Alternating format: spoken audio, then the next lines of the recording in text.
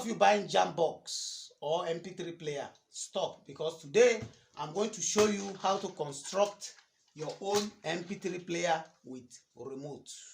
Let's jump in.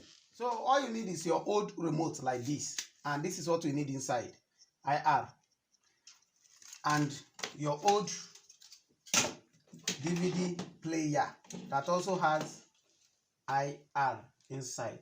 IR means infrared. So we are going to remove this IR from this remote. Let us remove this thing, this IR here. This is a remote.